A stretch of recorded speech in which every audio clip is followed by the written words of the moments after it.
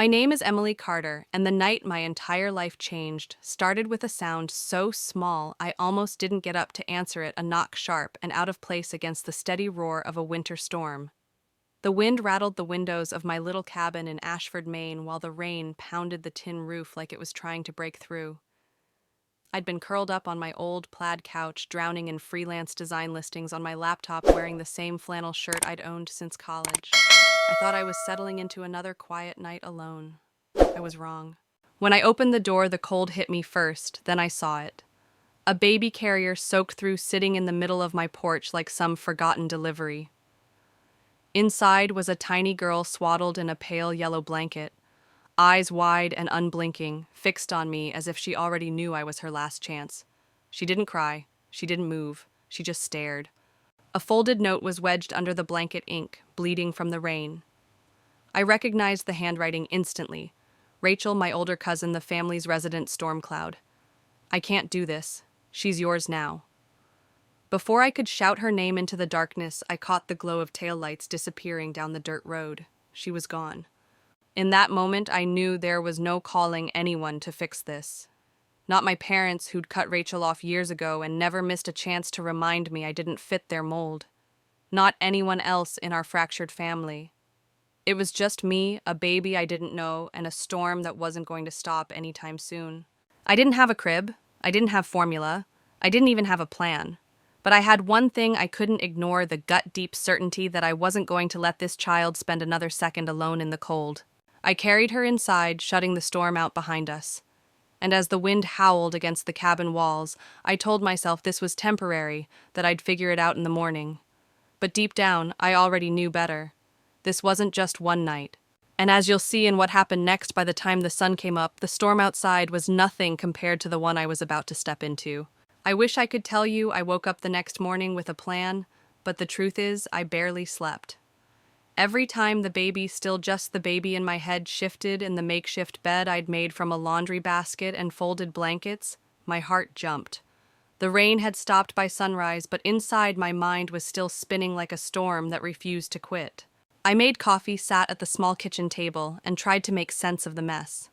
Rachel and I grew up like two sides of a coin, her loud, reckless, and defiant. Me, quiet, steady, and desperate to stay out of the chaos our family thrived on. Our parents were all about keeping up appearances. Country club brunches, curated holiday cards, endless charity galas, where smiles were painted on like wallpaper. Rachel was the black sheep who wore leather to Sunday dinner and left early to meet someone on a motorcycle. I was the one who followed the rules until I realized they were only rules if I let them be. When Rachel's life started unraveling, skipping jobs, couch surfing, vanishing for weeks at a time, I was still in college. I remember visiting her once in a cramped apartment above a laundromat, cigarette smoke curling in the stale air. She swore she was fine, swore she was in love, swore the money she borrowed was just until things turned around. But things never turned. They only spun out further. And now she had a baby she hadn't told anyone about, a baby she'd handed to me in the middle of the night, without so much as a car seat that wasn't drenched through. I thought about the note again, how the words, "She's yours now," were scratched so hard into the paper, the pen nearly tore through.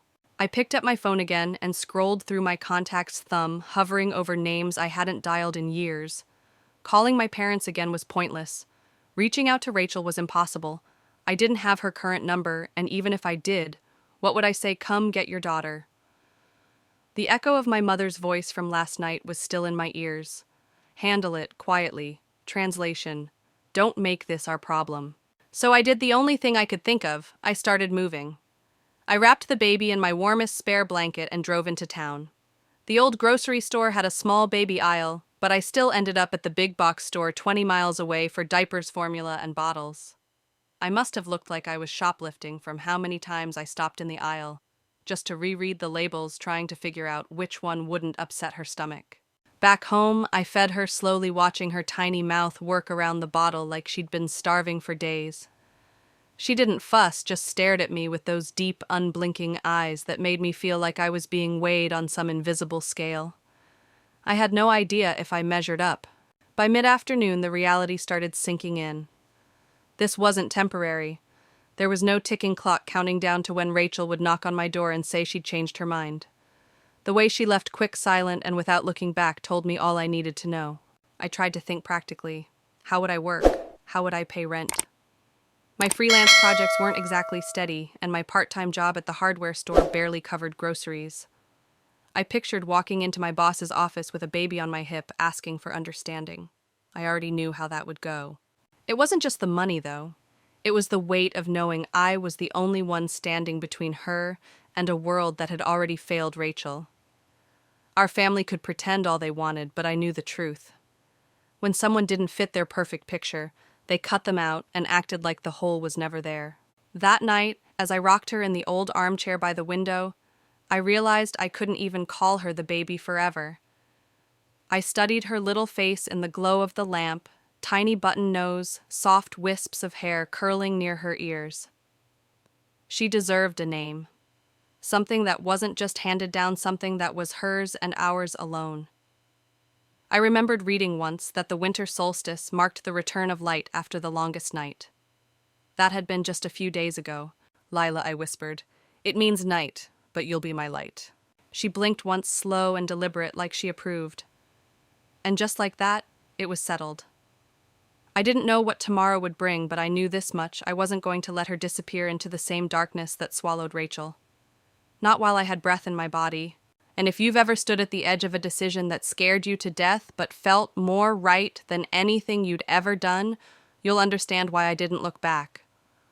The first week with Lila felt like trying to rebuild an airplane mid-flight.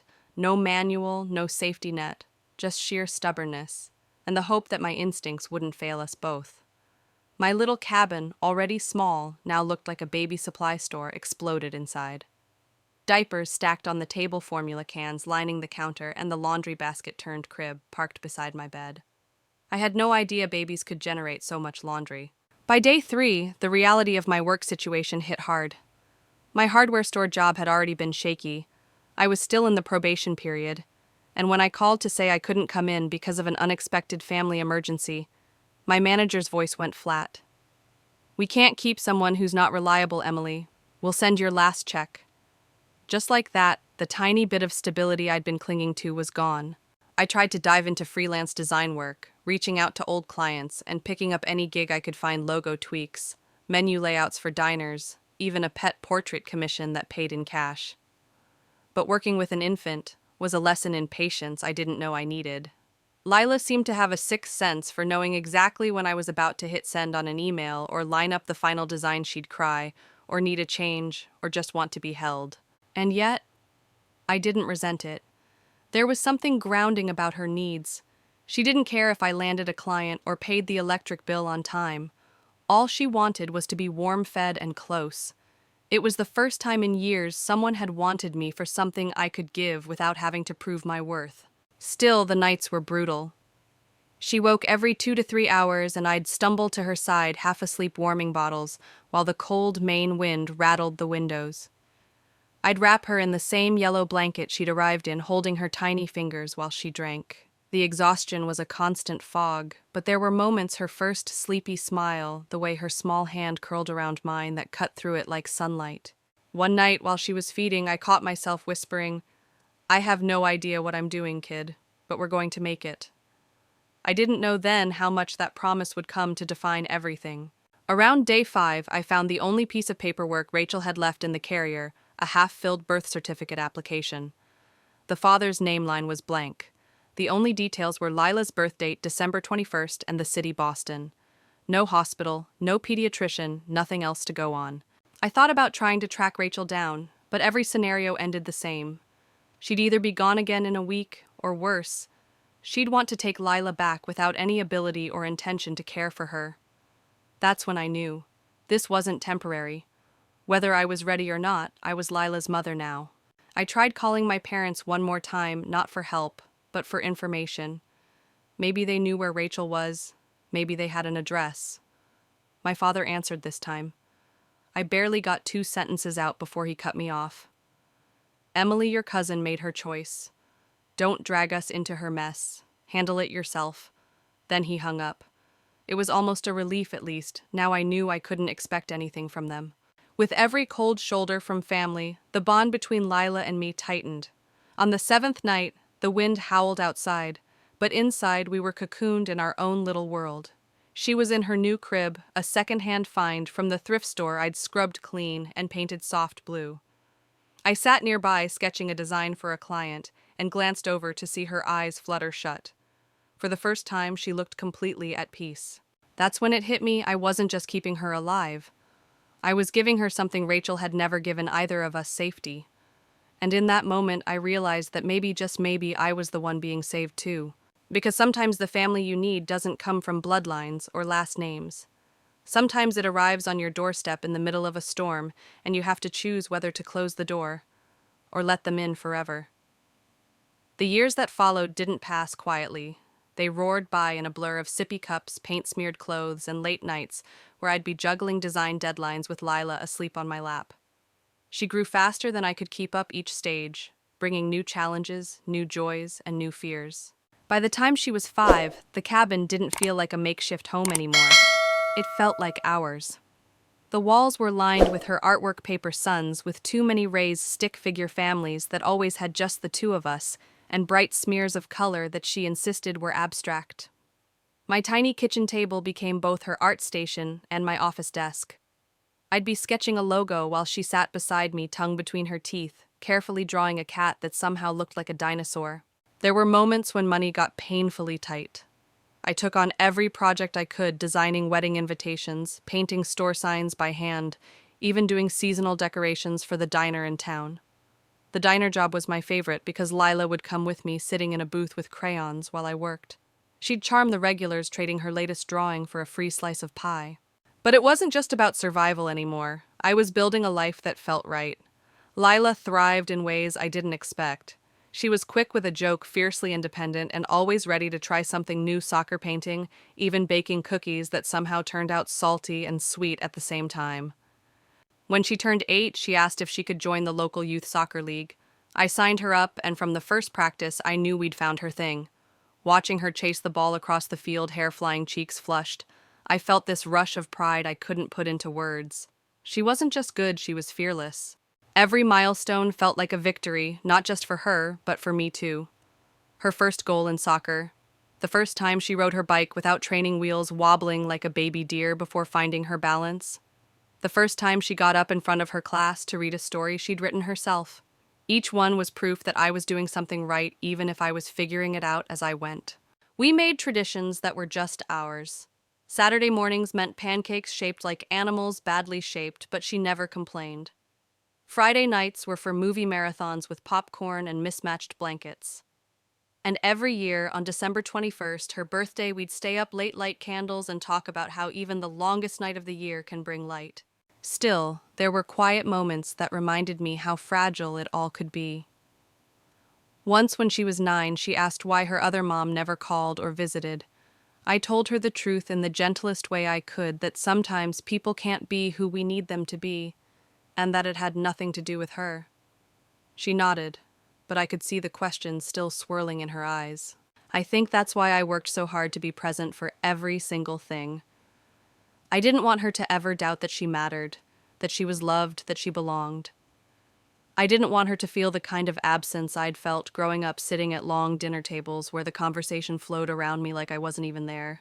By the time she hit 10, we'd settled into a rhythm that felt unshakable. I'd built a steady list of freelance clients, the cabin was always warm in winter, and our little life, messy, colorful, and full of noise, felt safe.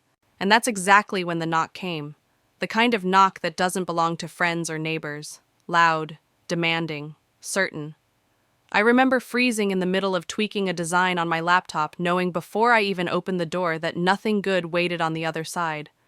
When I turned the knob, the past was standing there, dressed in expensive clothes, and smiling a smile that didn't reach her eyes. And in that moment, I felt the first crack in the life I'd fought so hard to build. Standing in my doorway that afternoon was like looking at a ghost I'd never expected to see again. Rachel, my cousin, the woman who'd vanished into the night a decade ago with nothing but a soggy note, was there, looking like she'd stepped out of a glossy magazine spread. Her hair was sleek, her coat looked like it cost more than my monthly rent, and her makeup was so perfect it seemed airbrushed. but it wasn't just her. Flanking her were two other figures I knew all too well, my parents. My mother's expression was tight eyes sweeping over me and my home like she was cataloging flaws to report later. My father didn't meet my gaze at all. His eyes stayed on the porch boards as though he could hide in their grooves. And just behind them, a tall man in a tailored suit clutched a leather briefcase like it was a weapon. Emily, Rachel said, her voice smooth and deliberate. We need to talk about my daughter. My daughter. The words hit me like a blow. I leaned against the doorframe, gripping it hard. You mean the one you left on my porch in the middle of a storm? The one I've raised for the past 10 years? Rachel's eyes shimmered with what might have passed for tears if I hadn't known her better. I was sick, Emily. I've changed. I'm sober now, successful, and I want her back. The man with the briefcase stepped forward, offering a polite but hollow smile. Miss Carter, I'm Daniel Pierce, legal counsel for Ms. Reynolds. We're here to discuss custody arrangements for Lila. That word custody rang in my ears. It wasn't a conversation starter, it was a declaration of war. My pulse hammered, but beneath the shock, something fiercer was waking up. 10 years of scraped knees, late-night fevers, and whispered bedtime promises surged through me, forming a wall between them and my daughter. You're not coming in, I said evenly, blocking the doorway with my body. And you're not discussing custody of my daughter. Rachel tilted her head, that same syrupy tone in her voice she used to talk her way out of trouble when we were kids. Our daughter, Emily. Let's be civil. I let out a laugh, sharp, humorless. You think abandoning a newborn in the rain is civil? My mother stepped forward, then pearls glinting at her throat. Emily, stop being dramatic. Your cousin is trying to make things right. It's been 10 years. You should at least let her try. The nerve of it almost left me speechless, but I knew better than to get caught in my mother's web of guilt. Instead, I pulled my phone from my pocket and dialed a number I'd memorized years ago. Christopher Lane, my closest friend from college, and one of the best lawyers in the state, picked up on the second ring. I didn't even have to explain much, he just asked for my address. 15 minutes later, his blue pickup truck pulled into the driveway, gravel crunching under the tires. He climbed out, all calm confidence, his presence grounding me instantly. Perfect timing, Pierce said with a smile that didn't reach his eyes. We were just about to present the custody filing papers. Then you can present them to me, Christopher replied, stepping beside me like he'd been part of this standoff from the start. I'm Miss Carter's attorney. I caught my father muttering something under his breath. You knew this was coming, but I shut it down with a glare. No, what I know is I can't trust any of you. Christopher suggested we move the conversation inside to look cooperative, but it was clear who held the ground here. Inside, they sat on the edge of chairs, usually covered in Lila's art supplies, while Christopher and I took the couch. Pierce spread his papers across my coffee table like a dealer laying out a losing hand. My client has been sober for 3 years, he began, has a stable home and a thriving career. She's ready to resume her role as a mother. I locked eyes with Rachel. She was using when she had Lila. Rachel dabbed her eyes with a silk handkerchief. I was in a dark place, but I can give her everything she deserves now. She already has everything she deserves, I shot back. She has stability, she has love, she has me, and you have no idea who she even is. If you've ever been forced to defend the one person who makes your world worth living, you know that steel in your voice isn't a choice, it's instinct. And if you've ever had to choose between keeping the peace and protecting your own, you'll understand why I didn't flinch. If you've ever stood in that place, I'd love to hear your story, share it below, so others know they're not alone. Because this wasn't just about Lila. This was about drawing a line that no one, not even family, could cross. Christopher didn't waste time. He leaned forward, his elbows on his knees, voice calm, but edged with steel. Let's stick to facts, he said, scanning the custody papers Pierce had spread out. You're claiming Emily alienated Lila from her family. That's a serious accusation. What proof do you have? Pierce slid another stack of documents across the table. Ignored invitations, refused phone calls, interference with contact. I almost laughed. Funny you should mention that. I walked to my desk in the corner and unlocked the bottom drawer. Inside was a folder I'd been building for a decade. Every unanswered voicemail, every dismissive text, every "we're too busy" email from Rachel or my parents. I dropped it on the table, the weight of it making the papers inside shiver. Here's my proof, I said. Every time you ignored her. Every time you called her a problem. Every time you made it clear she wasn't welcome in your world. For a moment, Rachel's polished mask cracked. Something fear maybe flickered in her eyes. My mother shifted uncomfortably, and my father still couldn't meet my gaze. Pierce tried to recover, smoothing his tie. "My client is requesting full custody with supervised visits for you, Miss Carter." The words hit like ice water. I felt the air go out of the room. Christopher placed a steadying hand on my arm before I could launch across the coffee table. "Like hell," I said, my voice low and certain. "You're not taking her from me." Rachel stood then, her voice rising, her silk and pearl composure starting to fray. "She's my blood, Emily. That matters." I pointed to the wall where Lila's paintings were tacked up in uneven rows. Soccer games, sunsets, a clumsy portrait of me holding her hand. Where was blood when she had a fever of 103? And I stayed up all night to make sure she was breathing. Where was blood when she fell off her bike and needed 3 stitches? Where was blood at every school play, every birthday? Every time she called out for her mom? My mother crossed her arms. "We're prepared to go public if you won't cooperate. The press loves a story about a mother fighting for her stolen child." Stolen. I felt something snap inside me. I've still got the note Rachel left that night. Want me to show that to the press? For the first time, my father looked at me, eyes wide. My mother grabbed Rachel's arm. "This isn't over," she said, her voice sharp enough to cut glass. "You've always been selfish." "No," I told her quietly. "I've just stopped letting you decide what's right for me." They left then, Pierce's briefcase swinging at his side like a threat. Christopher closed the door behind them and turned to me. "They're playing dirty. Are you ready for this?" I opened my desk drawer again and pulled out a small USB drive. I've been ready since the night she left Lila in the rain. Every ugly truth I've collected is on here. Christopher nodded. Then we fight. The next days blurred together, long nights, endless strategy sessions at Christopher's office, the smell of stale coffee and printer ink filling the air. We brought in Marcus, a private investigator Christopher trusted, and I learned quickly that Marcus didn't just dig for facts, he unearthed them like buried gold. Within a week, he had photos of Rachel at charity galas, yacht parties, and ski resorts, timestamps proving she'd been living large the entire decade she claimed she was recovering. He found financial records tying my parents to meetings with attorneys months before they showed up on my doorstep. And then the smoking gun, a clause in my grandmother's trust stating that the $2 million left to Rachel's firstborn could only be accessed if the child was raised within the family. If you've ever had the ground ripped out from under you, you know the sick, steady anger that follows. It's not just betrayal, it's the realization that you've been in the crosshairs long before you even saw the gun. And that's when I understood this was never about love. It was about control money and the kind of family pride that would burn everything down just to say they won. Marcus didn't stop at bank statements and photos. He had a knack for finding the people who'd been standing just outside the frame, the ones who saw everything but were never asked. One morning, he walked into Christopher's office with a manila envelope tucked under his arm, and that glint in his eye that meant something big was coming. "You're going to want to sit down for this," he said, sliding the envelope across the desk.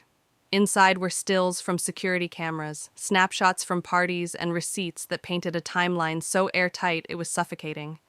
Rachel hadn't just been getting her life together. She'd been living like royalty dinners at exclusive Boston restaurants, ski trips in Aspen, and weekends in the Hamptons. All those years she'd been exactly where she wanted to be, and exactly where she chose to stay instead of with her daughter. But the real shocker was a copy of my grandmother's will. Marcus had highlighted the key section. "The trust shall pass to my granddaughter Rachel's firstborn, provided that child is raised within the Bennett family household." Christopher let out a low whistle. "That's it. That's why they're here." I leaned back in my chair, the paper feeling heavier than it should in my hands. "So if I keep Lila, they get nothing. If they get her, they control the fund until she turns 18. Marcus nodded. $2 million. It wasn't just the money. It was the fact that they'd rather rip Lila from the only home she'd ever known than let go of control. My stomach turned, but before I could say anything, Marcus pulled out another card. "There's more. I tracked down Derek West." The name rang a bell. Rachel's fiancé? Ex-fiancé, technically. "He says he's had enough of her games, and your parents too. He's willing to talk." That afternoon, we met Derek at a quiet coffee shop on the edge of town. He was younger than I expected, dressed in a crisp button-down, but there was a nervous energy to him. His eyes kept darting toward the door. "Rachel doesn't know I'm here," he began, wrapping his hands around his cup. "This whole custody thing, it wasn't her idea. Your parents pushed for it after they found the trust fund clause. They offered to pay for our wedding if she went along. Because it's about family, I asked, my voice dripping with sarcasm. Derek gave a bitter laugh. Because it's about money. Always has been. They're telling everyone you manipulated Rachel, that you took advantage of her addiction to steal Lila. The word addiction landed hard. Was she using when she was pregnant? Yeah, he admitted. She cleaned up 3 years ago when we met. But she never once talked about actually being a mom until the money came up. Before I could ask more, my phone buzzed. A text from Lila: "Mom, can you come get me?" She was at my parents' for a court-mandated visit. My gut clenched. When I pulled up to their sprawling house, Lila was already on the front steps, arms wrapped around her knees. She climbed into the car without a word, clutching something in her hand. "What happened?" I asked, pulling away from the curb. She held up a photograph, my parents, Rachel, and half the extended family at a lavish Christmas party. There's no pictures of me anywhere in that house, and Rachel kept calling me sweetheart. But she didn't even know I hate vanilla ice cream. My chest tightened. You'd think a real mom would know. That night, our neighbor, Mrs. Evans, knocked on my door. "I saw Rachel on the news," she said, her voice trembling with anger, "claiming you stole her kid. I was there that night, Emily. I saw her leave that baby on your porch and drive off without even checking if you were home. I'll tell the court myself." If you've ever had someone stand up for you when the odds were stacked against you, you know the way it feels like someone just put a weapon in your empty hands. And if this story is hitting close to home, leave a comment and share your own.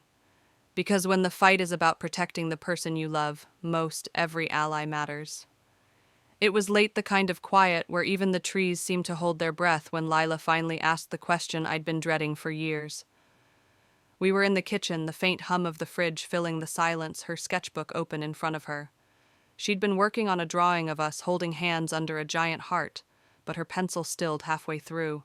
"Mom," she began softly, "Mrs. Evans said Rachel was my real mom. Is that true?" I froze. I'd always known the day would come, but no amount of rehearsing in my head could make it easier. I sat across from her, choosing my words like I was stepping across a frozen lake. "She's the woman who gave birth to you, yes. But a mother, a real mom, is the one who stays. The one who's there when you wake up sick at 2 a.m. The one who cheers from the sidelines, the one who knows you better than anyone." Her eyes welled up. "So, you're my real mom." "Always," I said, my voice thick, "no matter what anyone says." She looked down at the drawing, then slid it toward me. Across the top, in careful block letters, she'd written, "Best mom ever." My throat tightened. "It's for the fridge," she added. I pinned it up immediately, making sure it sat right in the center where I'd see it every time I passed by. The next day, I met with Marcus again. He had more than just photos and financial records this time. He had Gloria Ruiz, my parents' former housekeeper, ready to testify. She'd been fired months earlier for seeing too much. According to her, they'd been drafting custody plans long before Rachel ever showed up at my door. They called me a pretend mom and spoke openly about how Lila needed to be a proper Bennett so they could manage her inheritance. Gloria's voice on the phone was steady, but I could hear the undercurrent of anger. "I won't let them take her from you," she said. "I saw what you've done for that child. She belongs with you." The support was overwhelming, Mrs. Evans, Gloria, even Derek, all willing to stand up in court. But the other side wasn't slowing down. News outlets were already picking up the story, painting Rachel as a reformed mother, fighting to reclaim her stolen child. Every headline twisted the truth, leaving out the nights I'd rocked Lila through fevers, the scraped knees I'd patched, the dreams I'd helped her chase. One evening, after a particularly grueling strategy session with Christopher, I came home to find Lila waiting on the porch steps, a determined look on her face. "Mom," she said, "I don't want to be a Bennett anymore. I want to be Lila Carter, like you." The words hit me like a rush of warm air in the dead of winter. "That's a big decision," I told her gently. "I've been thinking about it for months," she said. "You chose me. I want to choose you back, all the way." I pulled her into a hug, feeling her small arms squeeze tight. "We'll make it happen," I promised. That night I lay awake thinking about everything, how we'd gotten here, how much we'd survived, and how much we still had to fight for. Rachel and my parents thought this was just a legal battle. They didn't understand it was personal, woven into every choice I'd made for the last decade. If you've ever had someone try to rewrite your story, you know the fire it lights in you. And if you've been through it, you know exactly why I couldn't let them win. This wasn't just about a name. It was about the truth and about making sure Lila never doubted where she belonged. The courthouse in Ashford wasn't grand or intimidating, just a squat brick building with squeaky floors and the faint smell of old paper. But the weight in my chest as I walked through its doors made it feel like the center of the universe. The morning of the first hearing, Christopher met me on the front steps, coffee in one hand, case file in the other. "They're going to come in looking polished, prepared, and untouchable," he said. "We're going to remind the judge that Polish isn't the same as parenting." Inside, we sat at the long wooden table, the hum of the fluorescent lights above making everything feel sharper. Rachel walked in first, wearing a modest dress in soft blue, just understated enough to look humble without hiding the designer label. My parents followed perfectly coordinated, every hair in place, their posture screaming respectability. Behind them, Pierce carried his briefcase like he was holding the winning hand at a poker game. When the bailiff called for order, Judge Margaret Collins entered, her expression unreadable. She glanced at both tables before speaking. "Let's begin." Pierce rose smoothly. "Your Honor, my client has been sober for 3 years, maintains a stable home, and has the financial means to provide for her daughter's needs. She regrets her past mistakes and wishes to re-establish her rightful role in the child's life." Christopher stood next, voice steady. "Your Honor, my client has been this child's only parent for 10 years. She's provided stability, love, and a safe home without which this child might not have survived her first night." He laid Rachel's original note on the table like a trump card. "I can't do this. She's yours now." That's what Ms. Reynolds wrote before disappearing. Rachel's eyes shimmered, but I'd seen those tears before they were for show. One by one, Christopher began presenting the evidence, the voicemails from Rachel in those early weeks, asking me to just take her for a while, the emails from my parents, urging me to keep it quiet. The financial records Marcus had uncovered, linking them to the trust fund scheme. Pierce objected at every turn, but Judge Collins allowed most of it. Then Christopher called our first witness, Mrs. Evans. She walked to the stand, hands clasped, and told the court exactly what she'd seen the night Rachel abandoned Lila. She didn't knock, didn't wait to see if Emily was home.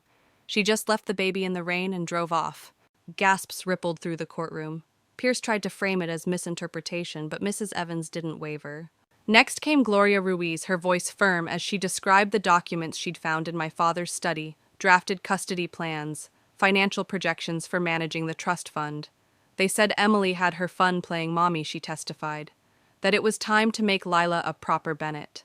When Derek took the stand, you could feel the tension crackle. He admitted under oath that my parents had offered to pay off his debts and fund his wedding if Rachel went along with their plan.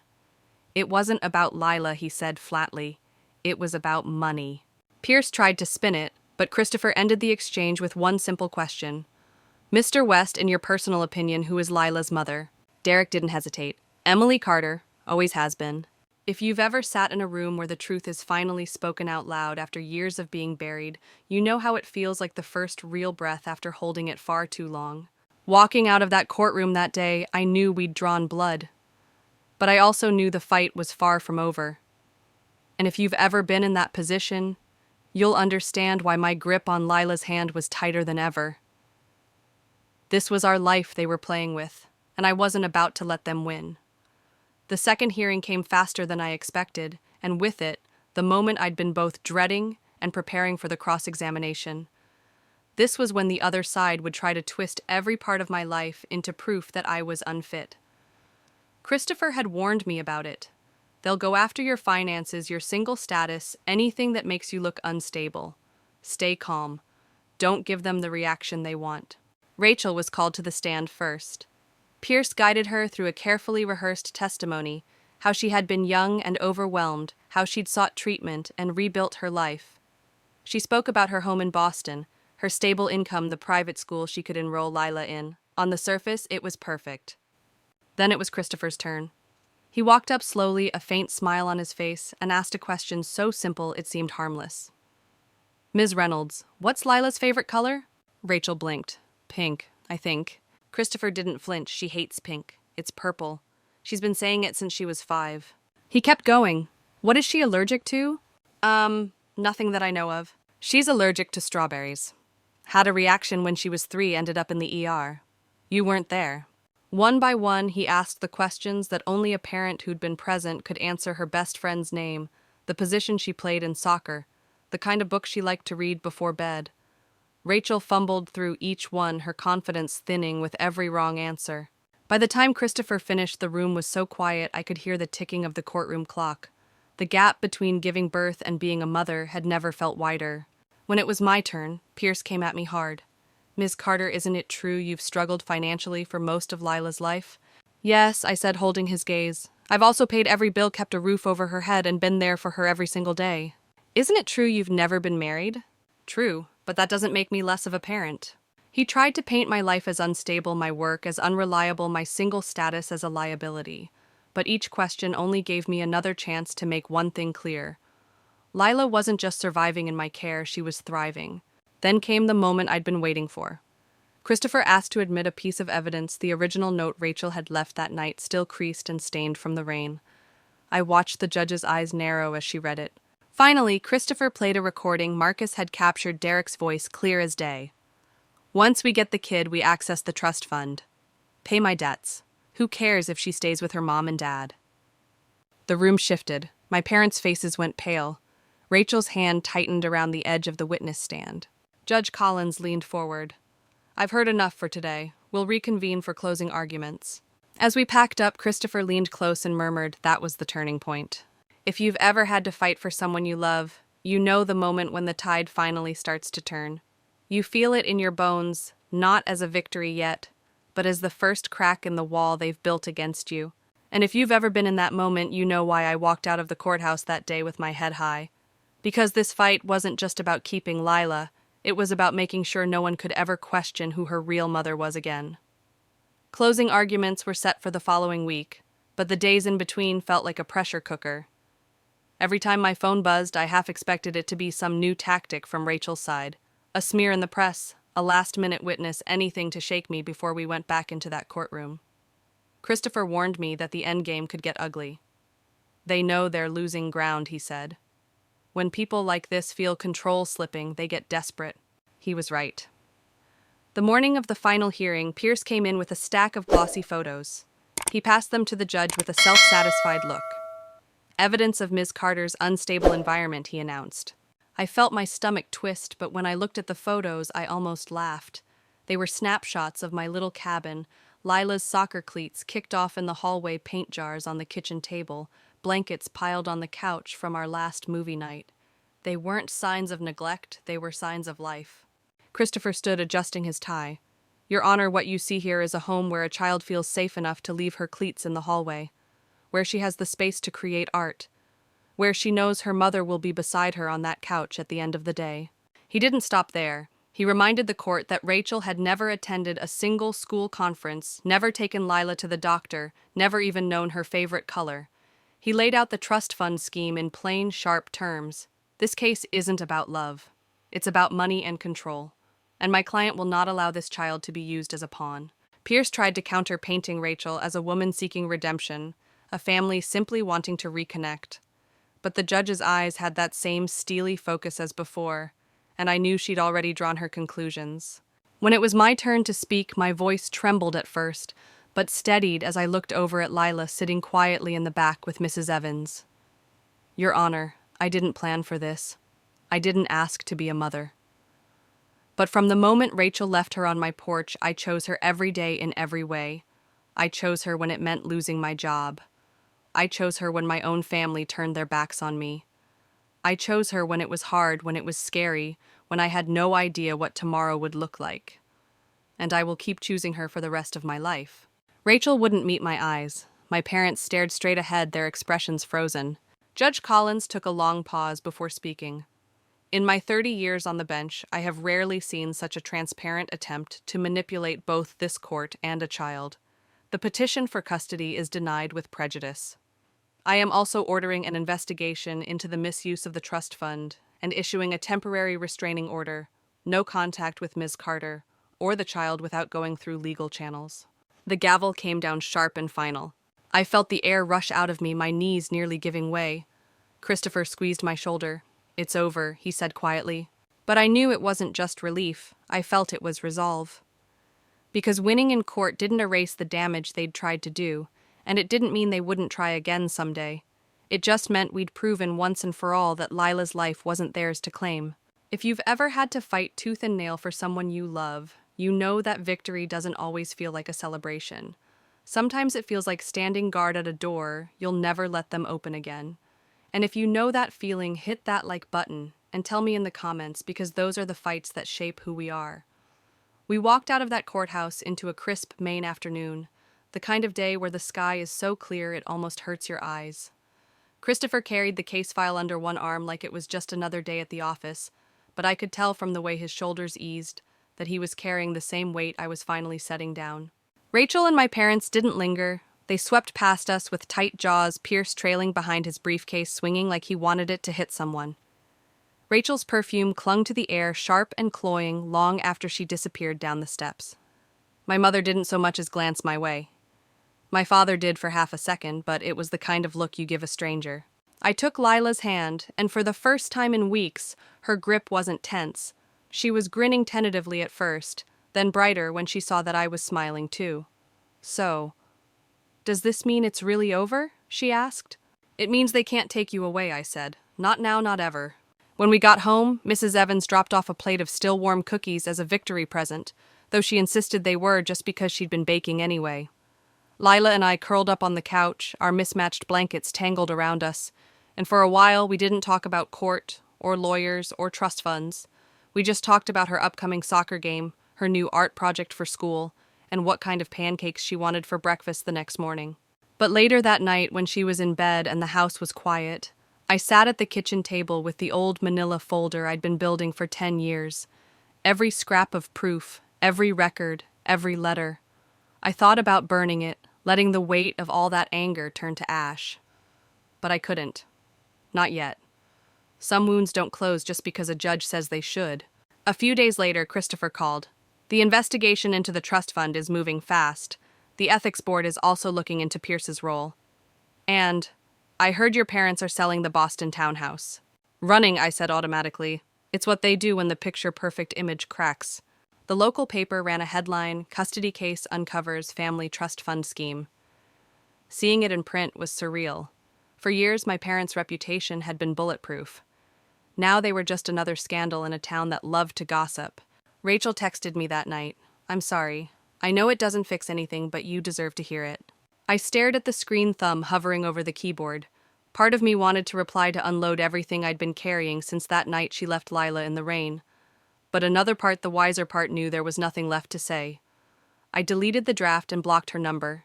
The next morning, Lila came to the kitchen with a folder in her hands. "I printed these at school," she said, sliding the papers across the table. They were legal name change forms. "You're sure?" I asked.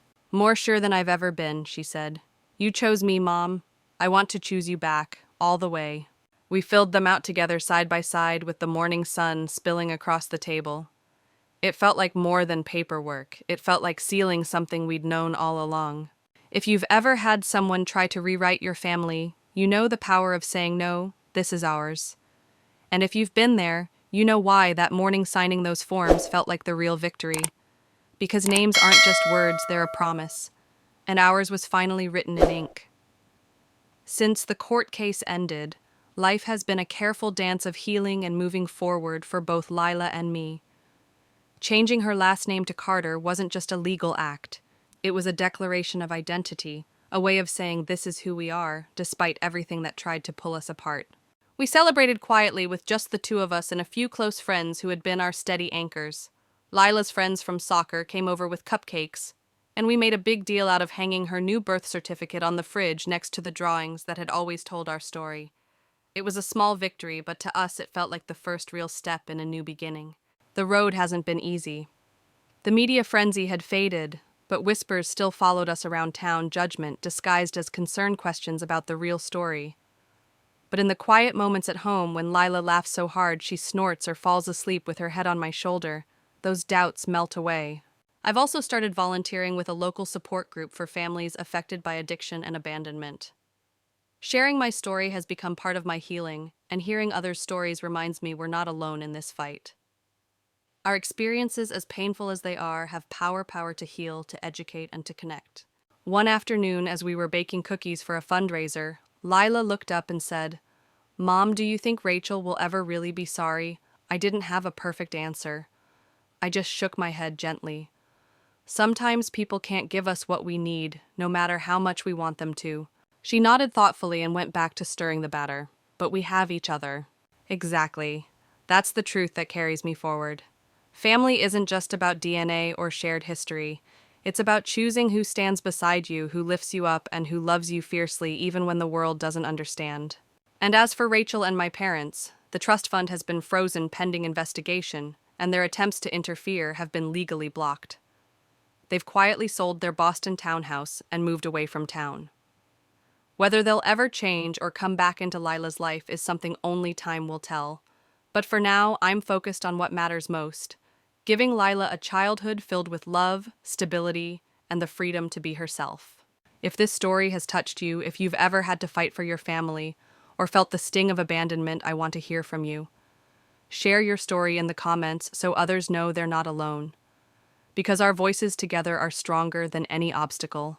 And if you believe in the power of chosen family, the courage to stand up for what's right, and the strength it takes to protect those you love, consider subscribing. Together we'll keep telling stories that matter, stories about love, resilience, and the families we create with our own hearts. Life after the court ruling wasn't a simple return to normal. Instead, it was a redefinition of what normal meant for Lila and me. The battle had left scars, emotional, psychological, and even financial, but it also forged a bond stronger than anything we'd known before. We started attending family therapy sessions, not because anyone else wanted us to, but because I knew Lila deserved a space to express her fears and confusion without judgment. Watching her navigate feelings of abandonment and betrayal was heartbreaking, but her resilience surprised me every day. She wasn't just surviving, she was learning to thrive. At school, Lila faced her own challenges. Some kids whispered questions she didn't want to answer. Others cast sideways glances, sensing the tension beneath the surface of her calm exterior. I made it a point to meet with her teachers, ensuring they understood our story without turning her into a spectacle. I wanted her to be seen as a kid first, not a headline. Meanwhile, I rebuilt my freelance career, focusing on projects that allowed me flexibility and creative freedom. The nights were still long, juggling work deadlines with bedtime stories and middle-of-the-night worries, but I found strength in the routine, in the small victories that kept us moving forward.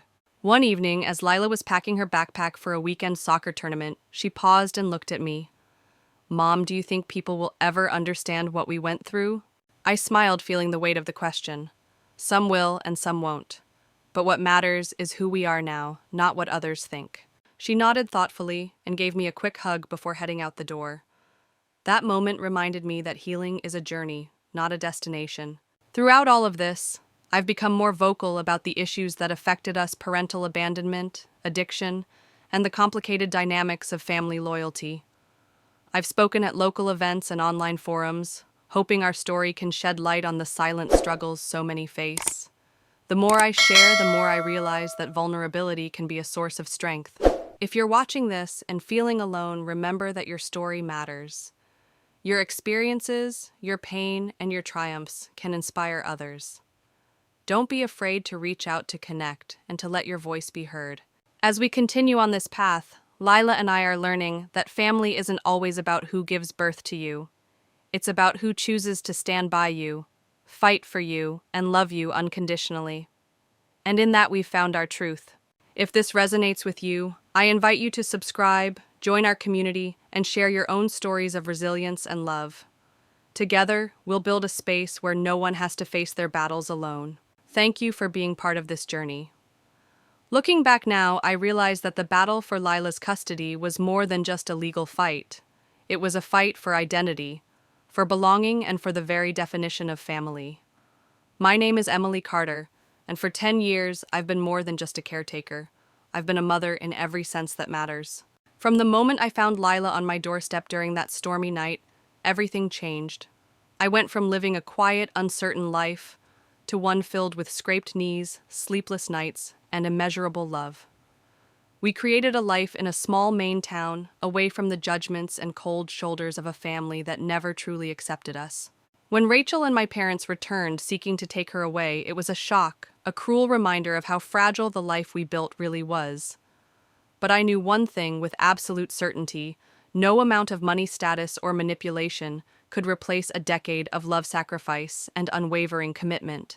Throughout the grueling court hearings, I stood firm, armed with the truth and the support of those who saw our reality, not the polished facade Rachel's side tried to present. The evidence of their neglect and greed was undeniable, and Judge Collins's ruling reflected the justice Lila deserved. The days after the verdict were bittersweet.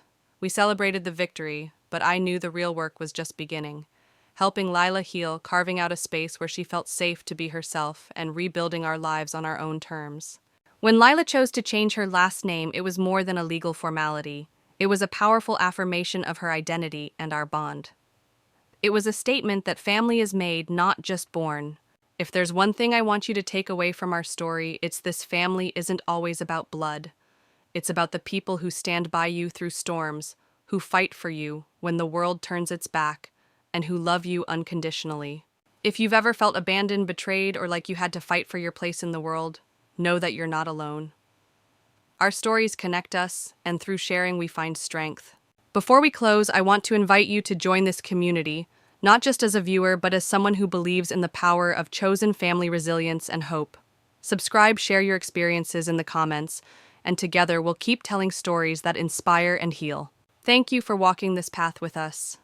Remember, the hardest battles often lead to the most beautiful victories. And no matter what storms you face, there's always light waiting on the other side. If you believe in that, hit subscribe and let's continue this journey together. Looking back on this journey, it's clear that what Lila and I endured wasn't just a legal battle. It was a testament to the strength of love, resilience, and the true meaning of family. We learned that family isn't defined by blood alone, but by the unwavering commitment to stand by someone through every storm, every fear, and every victory. The nights spent rocking a tiny abandoned baby, the countless sacrifices made to keep her safe, and the endless battles fought in court were all part of a story about choosing love over abandonment, courage over fear, and hope over despair. Healing is ongoing, and the scars left by betrayal and loss run deep, but the light that Lila brings into my life outshines the shadows. She reminds me every day that what matters most is the family we create, the bonds we nurture, and the choices we make to protect and cherish those we love. To anyone watching who has faced similar trials, know this: your story matters. You are not alone. The fight for love and belonging is one we share, and through connection and courage, we find the strength to keep moving forward. Thank you for being part of our journey. Together we can build a community where stories of resilience inspire, where voices are heard, and where hope is never lost. If you believe in the power of chosen family and the courage to stand up for what matters, please subscribe, share your story in the comments, and join us in continuing to write stories that heal and empower. Remember, no matter the storms you face, there is always light waiting for you on the other side. And sometimes the greatest victories come from the love we choose to hold on to.